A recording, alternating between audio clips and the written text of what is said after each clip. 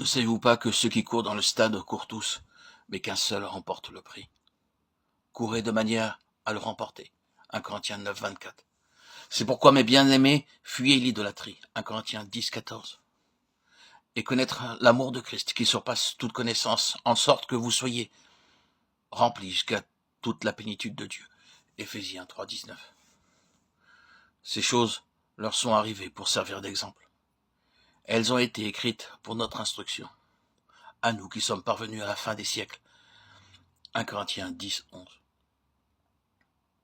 Il y a dans l'Ancien Testament une merveilleuse histoire qui illustre la rédemption. C'est la grande histoire de la Pâque. Le Saint-Esprit a noté l'une et l'autre en vue de notre instruction.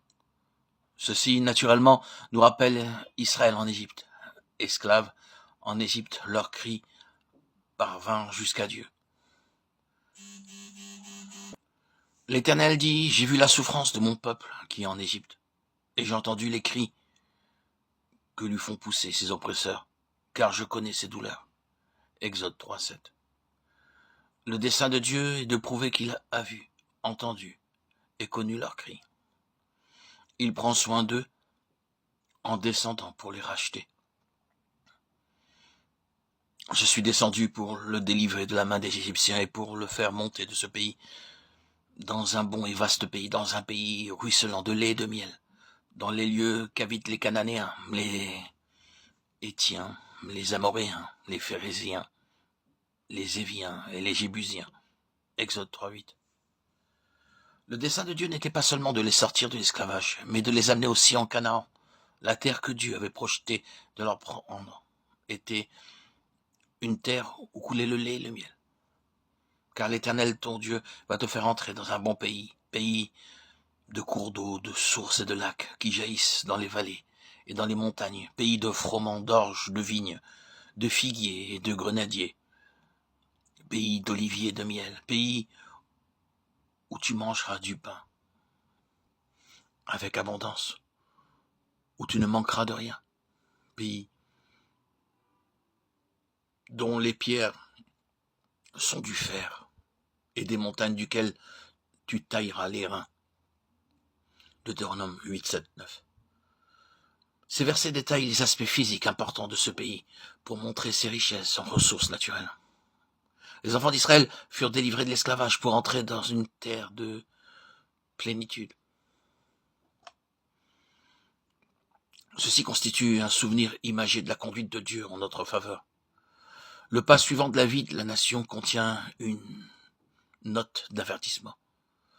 2 seulement entrèrent dans la terre de plénitude. Aujourd'hui même, une chose semblable arrive au milieu de nous. La merveilleuse providence de Dieu nous a transportés au lieu de la merveilleuse et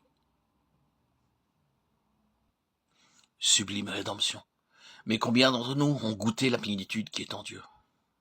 La terre de Canaan ne parle pas du ciel, mais cela signifie Christ et la plénitude qui est en lui. Souvenons-nous une fois de plus que la traversée du Jourdain, atteindre le rivage de Canaan, n'est pas aller au ciel. Nous n'attendons pas à trouver Jéricho et les géants dans le ciel. Mais il est vrai qu'ils trouvèrent ceci dans la terre promise. Le Saint-Esprit de Dieu a consigné cela, l'utilisant comme une illustration de la plénitude que Dieu ordonne à son peuple de goûter maintenant. Le dessein de Dieu en nous, sauvant, est de nous amener dans la plénitude de Christ. Parce que 600 000 du peuple d'Israël mirent Dieu de côté et faillirent dans l'accomplissement de son dessein. Dieu a porté sur leur vie le verdict. Ils ne furent point agréables. 1 Corinthiens 10, 5. Je m'étonne que cela soit vrai de nous. Dieu écrira-t-il sur nos vies agréables ou point agréables? L'important est non pas ce que les hommes peuvent dire de nous, mais ce que Dieu écrira sur nos vies. Lorsque nous fuirons en toute course sur la terre, en tant que peuple racheté, il est bon de rendre témoignage de ce que Dieu a été pour nous dans nos vies. Ce qui est encore plus significatif est ce que Dieu dit, ce que nos vies ont été pour lui. Ces 40 années d'une vie sans but dans le désert furent vécues dans la tromperie que Dieu s'était bien plu avec eux. Combien cela est vrai de nous aujourd'hui. Ils étaient incapables de comprendre à cause de la multitude des grâces de Dieu sur eux.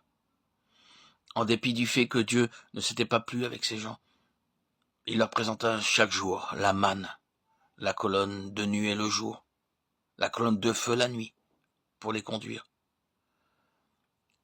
À cause de ces abondantes miséricordes qui leur étaient accordées, ils pensaient que Dieu se plaisait en leur compagnie.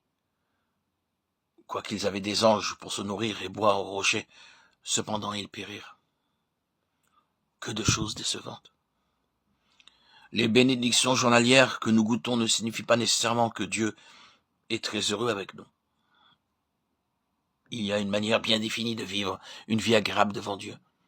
Il y a un chemin bien défini pour entrer dans la plénitude de Christ. Ce sont 3 pas fondamentaux que nous avons à apprendre. Ce sont les privilèges que Dieu désire que nous goûtions les uns les autres. Lorsque cela devint réel dans la vie de la nation d'Israël, ils furent capables d'entrer dans la terre où coule le lait et le miel.